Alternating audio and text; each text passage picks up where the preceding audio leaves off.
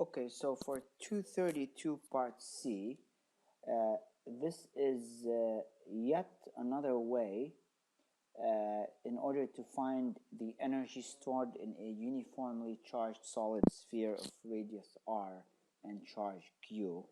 And this time we're going to use formula 244 as instructed, which says that the energy stored is epsilon over 2,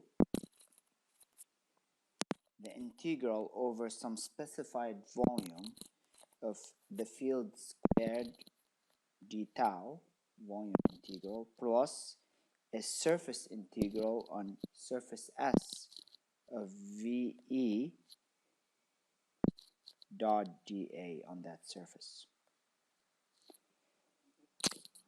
And for that, I am going to take a volume that encloses all the charge, arbitrary volume that encloses all the charge.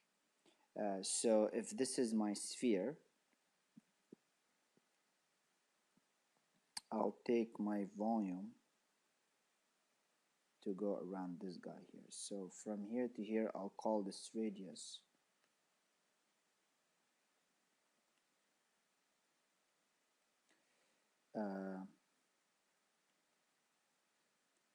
A, whatever.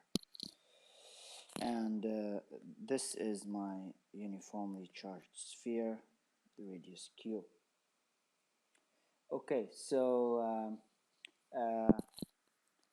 I could find what my v is. I mean, I know what it is, but let me just work it out. If so a greater than r, and v, I know what my electric field is in that region because I found it. So E outside was Q over 4 pi epsilon r squared. It looked like a point charge in the radial direction. And so I could figure out what my V is. So V equal minus the integral from infinity, the reference, all the way to A of E dl, E0 dr in this case. Okay, and then so this will be infinity to A, 1 over 4, I can pull the constants outside,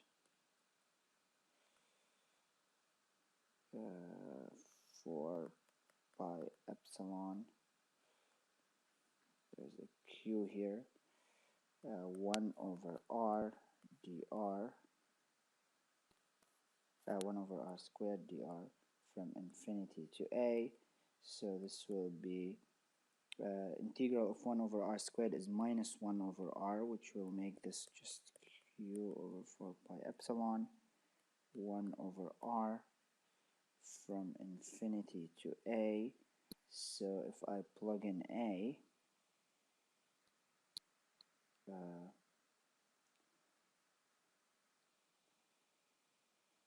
actually, why don't we go to an arbitrary radius r?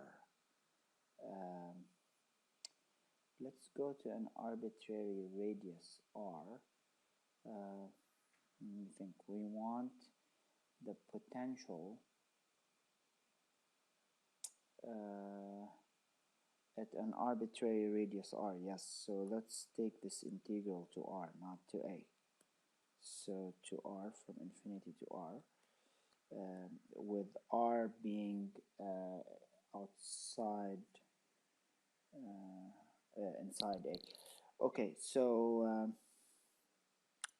so we could just put hats on these to distinguish the variable of integration. So we will get v equals q, or r will give us r, infinity will give us 0, so this is 4 pi epsilon r. Okay, a greater than r. So Yeah, it didn't matter. At A, it will be Q over 4 pi epsilon A. Okay, so now let's plug it into the work energy equation. So this is epsilon 0 over 2. Uh, okay, so we have this is V. Let's start. Oh, okay, E squared. So we're gonna go on that volume. So this is from 0 to R.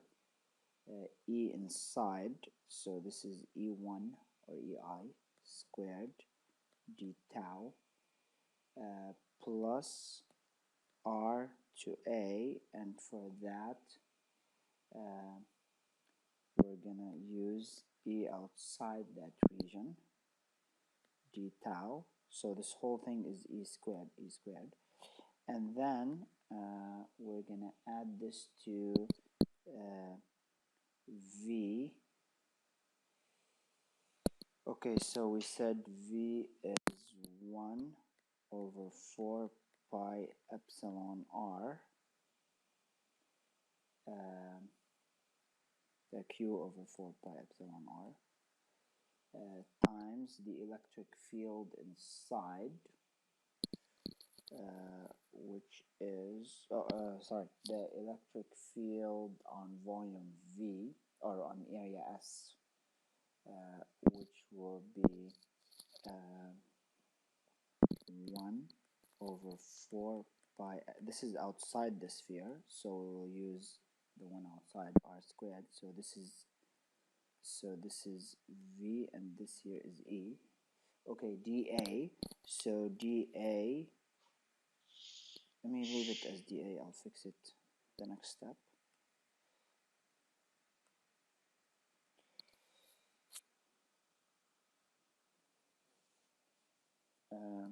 And by the way, this is all happening at surface integral for R equals A. Okay, so so dA for the sphere, let me write it here. So dA for the sphere, for the surface we are considering, is R squared.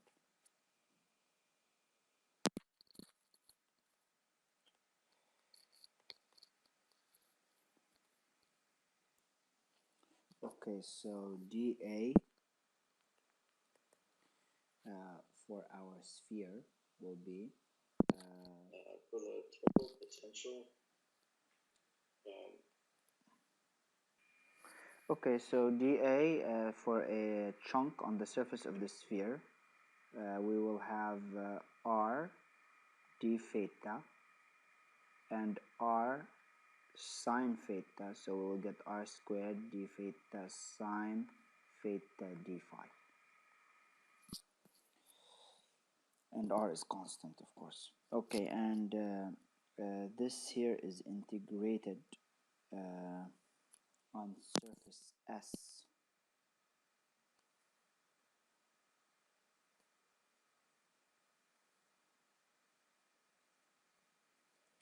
R to A. Okay, so let's dig into that integral here. So this becomes epsilon 2 integral E1 E1 from 0 to R turned out to be, that's the integral inside. So we found that in part A, and that was I think we evaluated this whole piece up here. For those of you who didn't see A and B, you can see different videos on how I calculated A and B, and in that I figured out the electric fields and potentials for different parts inside the sphere. When I did this integral here, E1 squared, that turned out to be R over 1 over 5r, so 4 pi 4q squared over 4 pi epsilon. Yeah, so that turned out to be q squared over 4 pi epsilon squared, and I had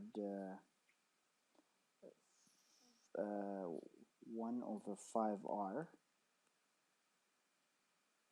and d tau will give me a contribution because I have sine theta d theta, that's a contribution of 2, and d5 from 0 to 2 pi, so that's a total of 4 pi, so I have 4 pi here. Okay, so this guy is this guy. Now let me move on to the second part. This I also did from A to R.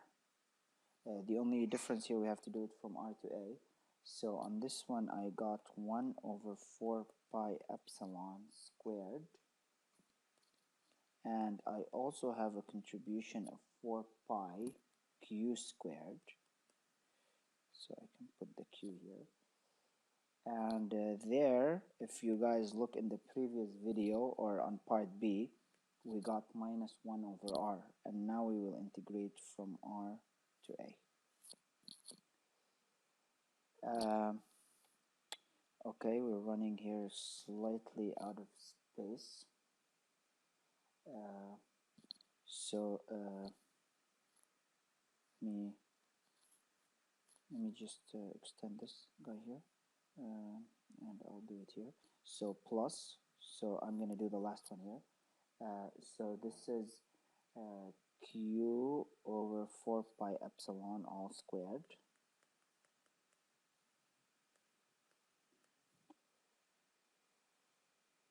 q over 4 pi epsilon all squared, and I have a dA, so again from this and this I will get a 4 pi, and I have 1 over r cubed times r squared, because this dA here has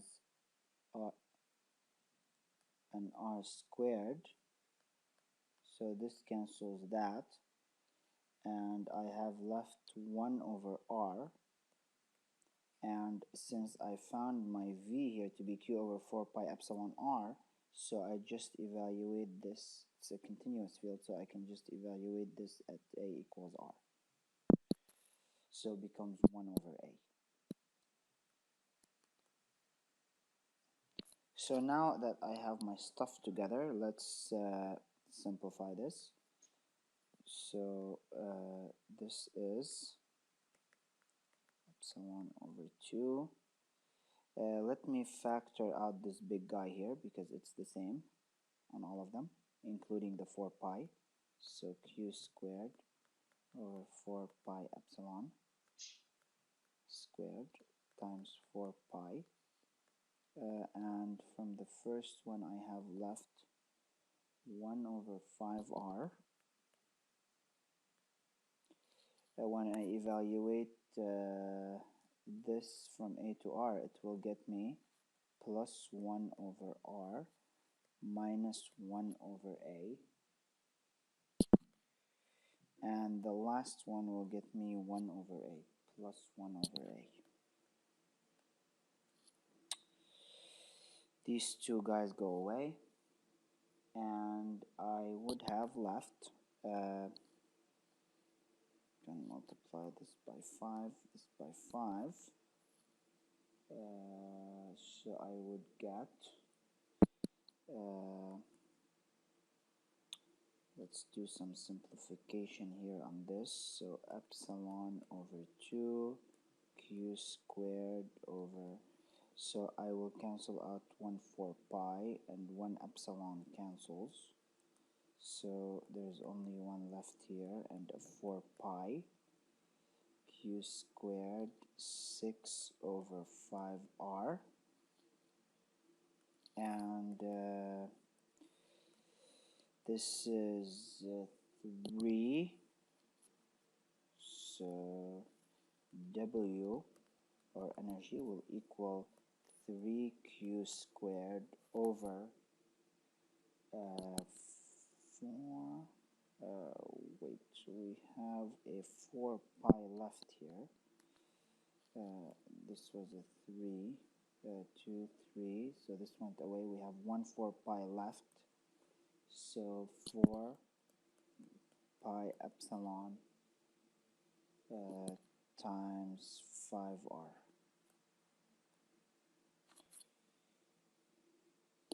And if we look back, see if we get the same answer as parts A and B. Indeed, same answer, 3q squared over 4 pi epsilon 5r. So it checks. So this is yet a third way to figure out the energy in that uniformly charged sphere using equation 244. As you can see, all these equations basically tell you the same physics. Now, one more thing to notice, if A goes to infinity, the question is saying examine what happens as A goes to infinity. Now, if A goes to infinity, my surface integral, which is this, has an A in it, as you could see here, because this guy will become 1 over A. So my surface integral goes to 0 because 1 over infinity. So my surface integral goes to 0. And who picks up the slack? If my surface integral goes to 0, then the remaining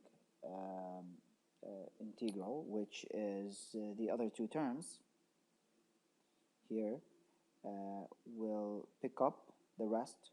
So my W then will be 1 over 4 pi epsilon q squared over let's see, if A goes to infinity, we have an A in this guy, so that means I just lose the last term here, so I could just go off here. So q squared over 4 pi epsilon squared and times 4 pi, and I have left 6 over 5r,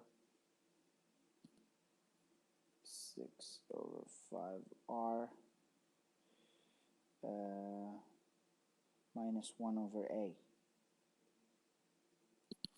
minus 1 over A, and if I simplify this a bit, take the A out, so I will get 1 over 4 pi epsilon squared q squared 4 pi over and there's epsilon over 2, epsilon over 2,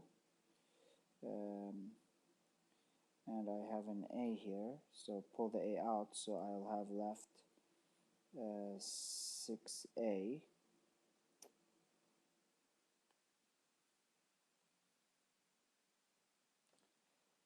SPAD doesn't like me.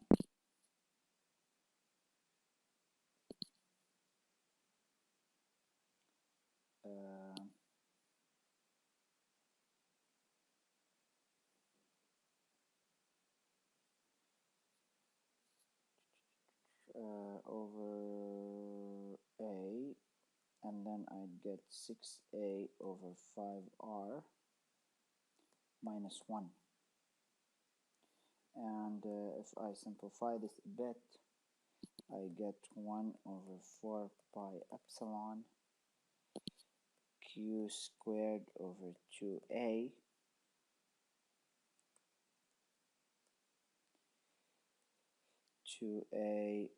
6a over 5r minus 1.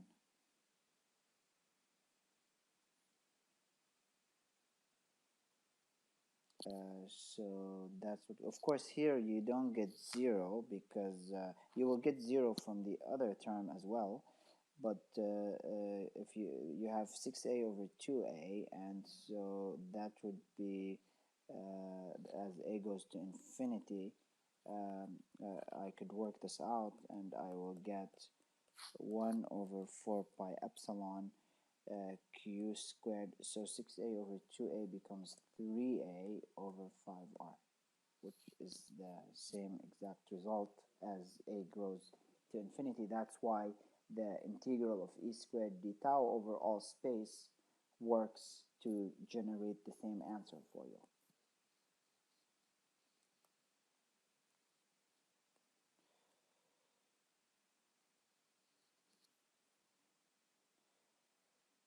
But that does it for this question, and we